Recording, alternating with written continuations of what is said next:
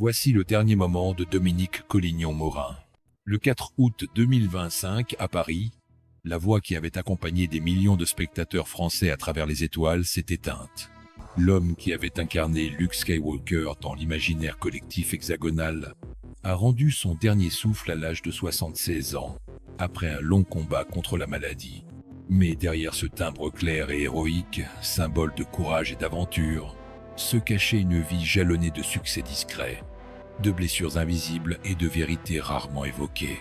Avant de mourir, il aurait confié à un proche que sa carrière avait été à la fois une bénédiction et une cage dorée. On me reconnaissait pour une voix qui n'était même pas la mienne. C'était Luc, pas Dominique, aurait-il murmuré, conscient que son art, le doublage, restait souvent dans l'ombre du visage des autres. Cette confession, presque un aveu de solitude professionnelle, résonne aujourd'hui comme un écho amer dans le monde du cinéma français. Car Dominique Collignon-Morin n'était pas qu'un comédien de doublage. Il était un perfectionniste, un artisan des émotions, capable de transformer une réplique banale en un moment mémorable. Outre Luke Skywalker, il avait prêté sa voix à d'innombrables héros, princes charmants et anti-héros charismatiques, construisant une œuvre invisible mais essentielle. Et pourtant, il ne fut jamais invité sur les tapis rouges des avant-premières Star Wars en France. Comme si sa contribution n'avait été qu'un murmure dans le grand fracas médiatique. Sa disparition met en lumière la fragilité de ces artistes vocaux, indispensables à la magie du cinéma, mais souvent oubliés par l'histoire officielle. Dans ces dernières années, alors que la maladie gagnait du terrain, il avait refusé plusieurs rôles, incapable de supporter l'idée d'offrir au public une voix affaiblie, cassée, selon ses propres mots. C'était un choix douloureux pour un homme dont la voix avait été toute la vie. Et maintenant, il ne reste que l'écho. Celui d'un « Que la force soit avec toi » qui a traversé des générations et qui, pour des millions de Français, restera éternellement associé à un visage, celui de Marc Hamill. Mais derrière cette illusion, c'était bien Dominique qui parlait, Dominique qui vivait, Dominique qui nous guidait à travers la galaxie. Pour comprendre l'empreinte laissée par Dominique Collignon-Morin, il faut revenir aux années 1970 et 1980, quand la France vivait une transformation profonde dans sa culture populaire. La télévision en couleur s'était installée dans les foyers, les blockbusters américains commençaient à dominer les écrans, et l'art du doublage entrait dans un âge d'or discret, mais essentiel. Dans ce contexte, l'arrivée de Star Wars en France, en 1977, allait bouleverser non seulement l'imaginaire du public, mais aussi la vie de nombreux comédiens de l'ombre. Dominique, jeune acteur formé au théâtre, accepta un essai pour doubler un certain Marc Hamill dans un film de science-fiction qui, à l'époque, ne suscitait qu'une curiosité modérée chez les distributeurs français. Personne ne se doutait que cette voix enregistrée en quelques jours deviendrait l'une des plus reconnaissables de toute une génération. Au fil des épisodes, sa performance prit de l'ampleur. Il ne se contentait pas de traduire des dialogues. Il vivait chaque mot, adaptait chaque intonation au rythme français, tout en conservant l'émotion brute de l'original. C'est cette fidélité émotionnelle qui fit que pour des millions de spectateurs français, Luke Skywalker était Dominique Collignon-Morin. Mais derrière le micro, la réalité était moins glorieuse. À l'époque, le doublage était considéré comme un travail technique et non comme un art à part entière. Les acteurs vocaux n'étaient pas invités aux avant-premières. Leur nom ne figurait pas dans les génériques français et leur cachet restait modeste comparé à l'impact culturel qu'ils produisaient. Dominique en souffrait, même s'il ne le montrait pas. Dans des interviews rares, il évoquait avec diplomatie le plaisir de contribuer à une œuvre collective, tout en laissant deviner une pointe de frustration. Son talent ne se limita pas à Luke Skywalker. Il prêta sa voix à Christian Bale, Rob Lowe, Matthew Broderick, et même à plusieurs personnages animés de Disney. Mais paradoxalement, cette polyvalence contribua à diluer son identité publique. Le grand public ignorait souvent que c'était toujours le même homme derrière ces voix si différentes. Le thème central de sa carrière pourrait se résumer ainsi: un artiste reconnu par tous, mais seulement quand il restait invisible. Ce paradoxe fut la trame silencieuse de sa vie professionnelle. La voix était son outil, mais aussi son masque. Dans les studios, il côtoyait des collègues tout aussi talentueux, mais tous savaient que leur gloire appartenait à d'autres visages. La France du doublage, dans les années 80 et 90, fonctionnait comme une confrérie fermée. Les sessions étaient intenses, parfois chaotiques, et les délais toujours serrés.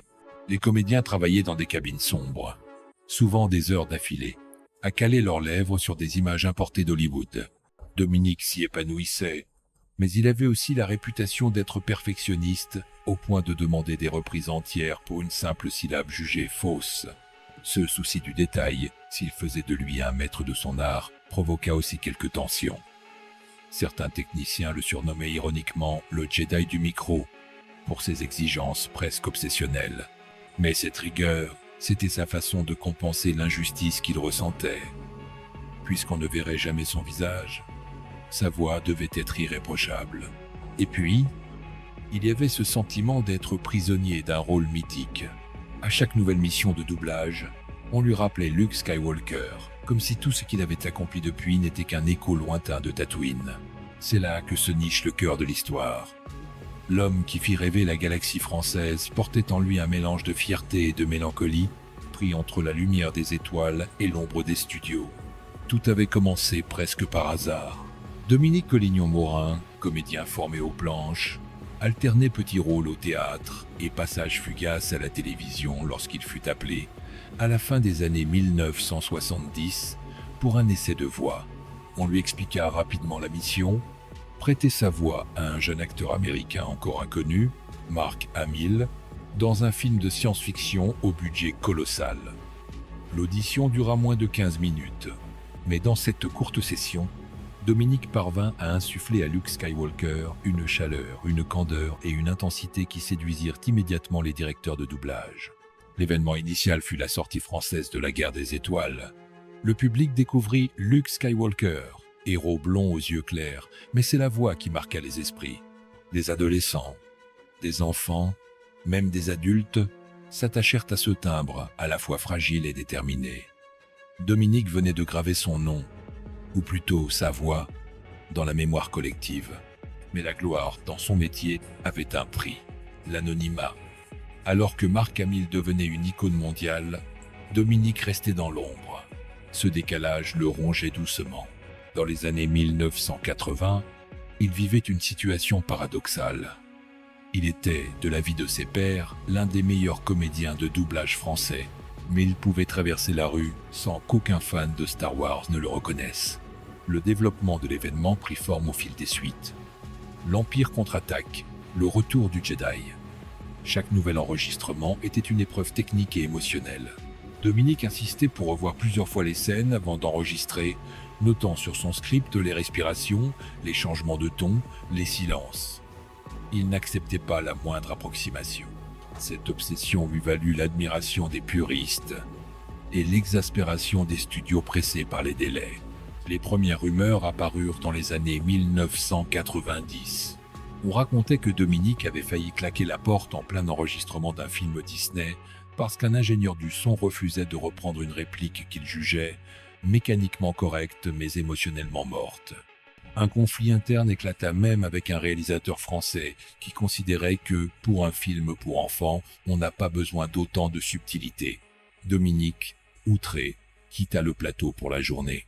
L'événement inattendu survint en 1999, lors de la sortie de la prélogie Star Wars.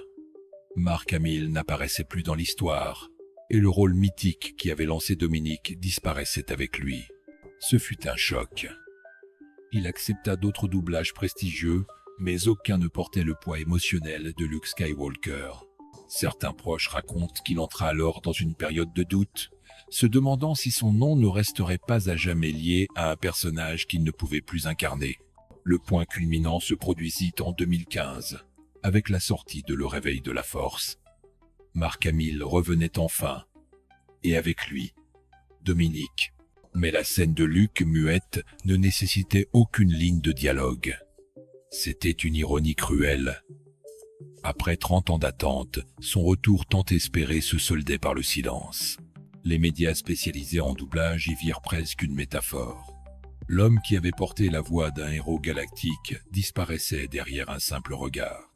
La mort de Dominique Collignon-Morin, le 4 août 2025, a agi comme un coup de tonnerre dans le monde feutré du doublage. Les journaux ont titré sur « La voix française de Luke Skywalker s'est éteinte », mais derrière cette formule, presque banale dans sa répétition, se cachait une vérité plus amère. La plupart des gens découvraient alors seulement le visage de l'homme qui les avait accompagnés pendant des décennies. C'est en discutant avec ses proches que la vérité la plus sombre a émergé. Depuis plus de 10 ans, Dominique luttait contre une maladie dégénérative qui menaçait directement son outil de travail. Sa voix. Au début, il n'en parlait à personne, craignant que les studios ne cessent de l'appeler. Il continuait à enregistrer, parfois au prix d'efforts colossaux, buvant des litres d'infusion, suivant des exercices vocaux épuisants, repoussant les enregistrements quand il sentait son timbre faiblir. L'événement le plus révélateur eut lieu en 2018, lors d'un doublage pour un film d'animation. Sa voix, pourtant chaude et stable, se brisa soudain sur une réplique clé. Le silence qui suivit dans le studio fut glacial. L'ingénieur du son, gêné, proposa une pause. Dominique, lui, comprit que quelque chose d'irréversible avait commencé. Ce jour-là, il confia à un ami « J'ai senti Luc me quitter ». À partir de là, les rumeurs se multiplièrent dans le milieu. Certains disaient qu'il envisageait de se retirer, d'autres qu'il voulait se consacrer uniquement à la formation des jeunes. En réalité, il oscillait entre le désir de continuer à travailler et la peur de livrer une performance indigne de ce qu'il avait été. Le scandale, ou du moins ce qui en tint lieu dans le monde feutré du doublage, éclata en 2020. Un studio parisien lui proposa de participer à la version française d'une publicité mettant en scène un montage d'images de Luke Skywalker. Mais l'enregistrement fut confié à une imitation vocale par intelligence artificielle sans qu'il en ait été informé. Dominique, furieux, y vit une trahison. « Ils veulent ma voix, mais pas moi », confia-t-il à un journaliste spécialisé. L'affaire fit du bruit dans le petit monde du doublage et souleva un débat sur l'avenir des comédiens vocaux face aux IA. Un conflit interne plus intime traversait aussi son existence, celui entre Dominique l'artiste et Dominique l'homme.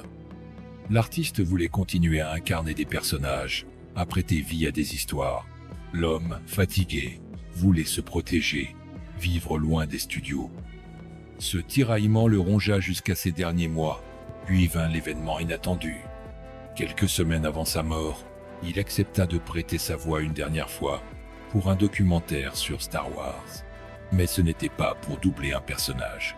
Il devait parler de son propre parcours, de ce que la saga avait représenté pour lui. Ce témoignage, enregistré dans un studio parisien, fut marqué par une émotion palpable. À un moment, sa voix se brisa et il murmura presque « J'ai passé ma vie à prêter ma voix aux autres, mais je crois que je ne me suis jamais vraiment exprimé. » Le point culminant émotionnel eut lieu lors de ses funérailles. Une bande sonore fut diffusée dans l'église. Ce n'était pas une prière, mais la célèbre réplique « Que la force soit avec toi », extraite du doublage original de 1977. Les amis, les collègues, les admirateurs éclatèrent en larmes.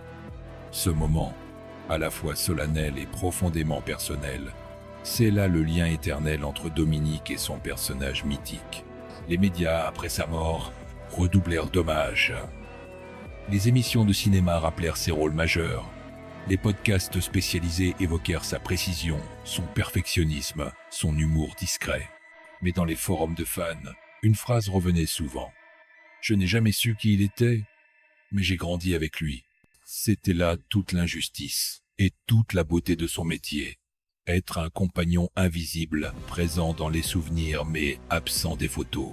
Et aujourd'hui, lorsqu'on réécoute la trilogie originale Star Wars en VF, on ne peut s'empêcher de tendre l'oreille différemment. Derrière chaque intonation, chaque souffle, chaque hésitation calculée, on entend désormais l'histoire d'un homme qui a donné tout ce qu'il avait, jusqu'à sa voix, pour que d'autres puissent rêver. Dominique Collignon-Morin. incarne à lui seul toute l'ambiguïté du métier de comédien de doublage, indispensable à la magie du cinéma, mais condamné à rester invisible. Dans un paysage audiovisuel où l'image règne en maître, il a prouvé que la voix pouvait être un vecteur d'émotion tout aussi puissant, parfois même plus. Notre opinion, à la lumière de sa carrière et de ses confidences, est que Dominique a été victime d'un système qui valorise le résultat final, mais oublie ceux qui le rendent possible. La France possède une tradition d'excellence dans le doublage, mais cette excellence repose sur une forme d'anonymat forcé. Dominique l'a accepté par amour pour son art, mais non sans douleur. Les rares fois où il s'est exprimé publiquement sur le sujet, il a laissé filtrer un mélange de fierté et d'amertume, comme s'il savait que sa plus grande réussite était aussi sa plus grande prison. Il est tentant de le réduire à Luke Skywalker, mais ce serait passer à côté de la richesse de son travail. Il a su incarner des héros de Disney avec douceur, des anti-héros avec nuance, des personnages secondaires avec un naturel confondant. Sa voix était un caméléon, capable de passer de la lumière au sombre, du comique au tragique, avec une fluidité que peu de comédiens possèdent. Pourtant, son héritage le plus durable restera sans doute cette incarnation française de Luke, que beaucoup préfèrent même à la voix originale. C'est une performance qui a façonné l'imaginaire d'au moins 2 générations, au point que certaines répliques iconiques ne sonnent juste qu'avec sa voix. La chaîne considère que sa disparition doit servir de rappel. Les comédiens de doublage ne sont pas de simples techniciens, ce sont des interprètes à part entière, des artistes qui méritent reconnaissance et protection. L'épisode de 2020, où une IA tenta de reproduire sa voix sans son consentement, est un signal d'alarme. Si la technologie peut imiter, elle ne pourra jamais recréer l'âme qu'un acteur insuffle dans chaque syllabe. En évoquant Dominique, on ne parle pas seulement d'un homme, mais d'un patrimoine sonore.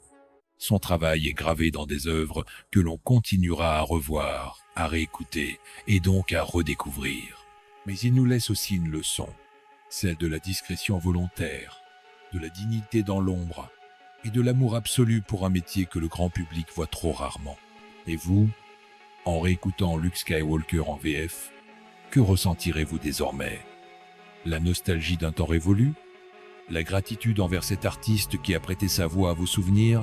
Ou la colère de savoir qu'un tel talent a dû rester dans l'ombre pour briller dans vos oreilles?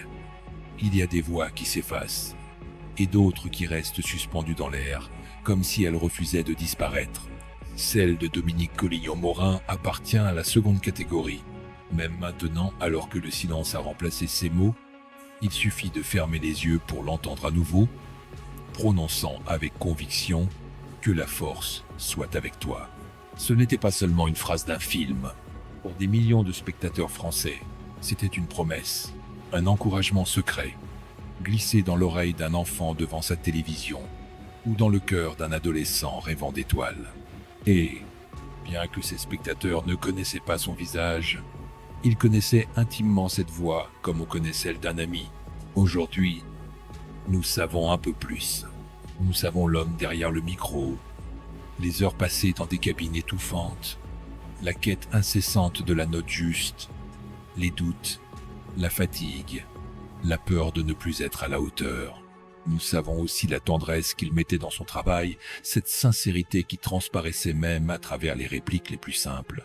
Son héritage ne se mesure pas en trophées, ni en tapis rouge, mais dans des instants invisibles. Un enfant qui répète une réplique, un adulte qui sourit en entendant un vieux doublage, une génération entière qui croit encore que la voix du courage parle français.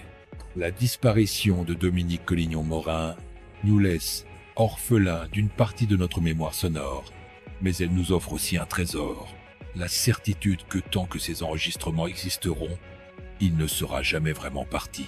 Ces répliques, gravées dans la bande sonore de nos vies, continueront de voyager de bouche en bouche, d'écran en écran, de cœur en cœur. Il y a des histoires qui n'ont jamais été racontées. Mais maintenant, vous les connaissez. Et la prochaine fois que vous entendrez Luke Skywalker parler en français, souvenez-vous, derrière cette voix se trouvait un homme qui, dans l'ombre, a illuminé la galaxie entière.